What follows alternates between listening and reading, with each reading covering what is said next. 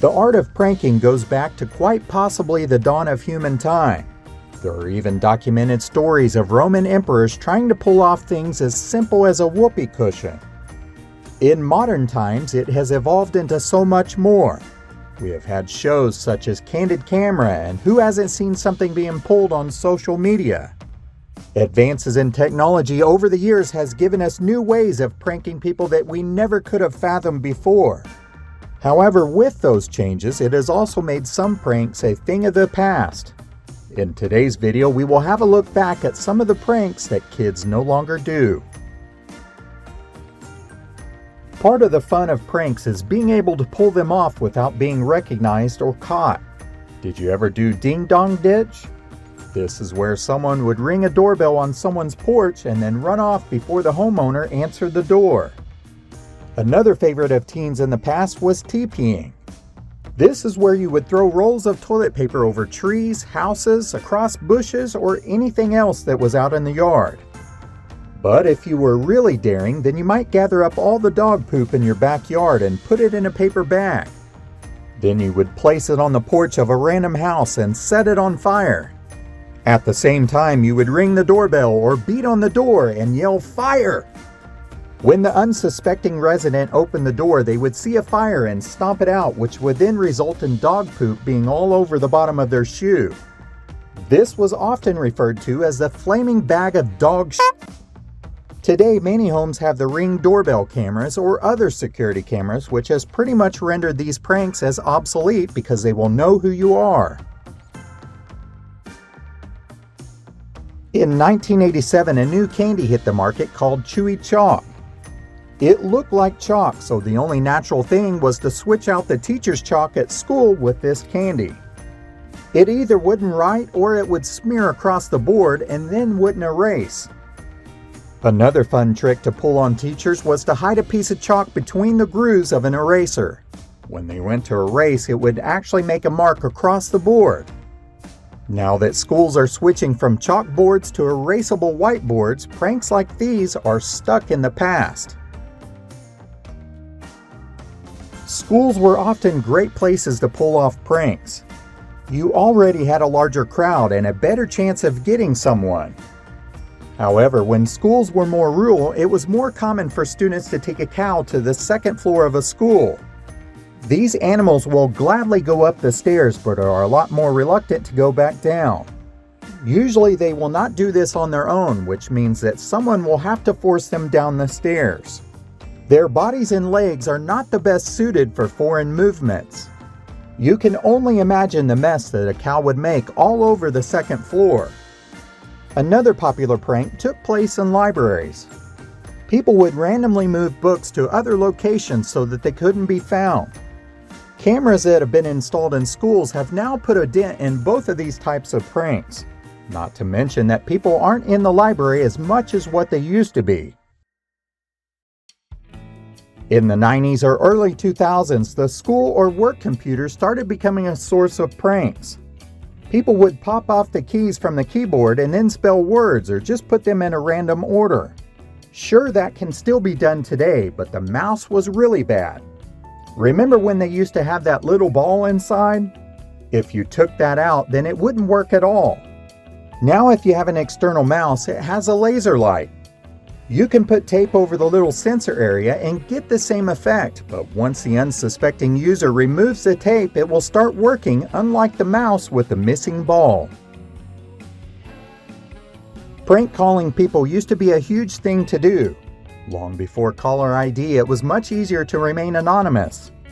Sometimes it would just be heavy breathing, and other times it may be some sort of dad joke. Is your refrigerator running? Yes. Then you better go catch it. Or how about, do you have Prince Albert in a can? Yes. Then you better let him out, he can't breathe. You could do these over and over and no one would ever know. There really wasn't any way of blocking like there is today. At one time, people used to hang their laundry out to dry, which smelled fantastic. But did you ever see mom hanging it out and then go to the house next door and call your home phone? Back then, the phone was so loud that when she heard it, she would stop and then rush in, which was the perfect time to hang up. This would only work a few times and then she would just ignore it. Party lines were also something that people used to have to contend with. You could easily pick up the phone and eavesdrop. This would give you the perfect opportunity to disguise your voice and say something random. You could also make static noises so that they would end the call. Next thing you know, the phone company would be out checking the lines. One of the most popular pranks on a phone was to call a random number and then pretend that you were the phone company. You would then state that you needed to blow out the line, and this could go one of two ways. You could simply blow into the receiver and subject them to the annoying noise, or better yet, tell them to leave the phone off the hook and put a bag over the receiver to collect the dust so it wouldn't get all over the house. This would tie up the phone line for hours. Today, no one would believe that with wireless phones, or would they? At one time, you could call someone, and when it came time to hang up, both parties needed to do so. If you did not, then it would leave the other person's phone unable to make a call. It did not hang up automatically. Then the only remedy for that person was to physically drive to the other person's house that left the phone off the hook and tell them to hang up the phone. At that point, you could just play dumb and say, "I'm sorry, I didn't realize I did that." How many of you dialed your own number with your home phone and then made it ring? If you had a sister waiting for an important call from her boyfriend, she would run down to get the phone and then pick it up to nothing. It sure was fun to hear her talking to no one. One other fun trick to do with the old corded home phones was to pull the receiver cord out and then jam it in backwards. At that point, it looked like it was plugged in, but it wasn't. If someone called, they would answer the phone and never be heard. This would result in the caller calling back repeated times, getting the same results. Eventually, the phone cord would fall out and the fun was over. In the 1990s, when America Online was at its peak, everyone was using dial-up internet. It was so slow, but at the time we didn't think much of it. If you wanted to make it even slower for someone in the house, then all you had to do was keep picking up the home phone, which would disconnect the internet. When they asked if you picked up the phone, the correct answer would always be no.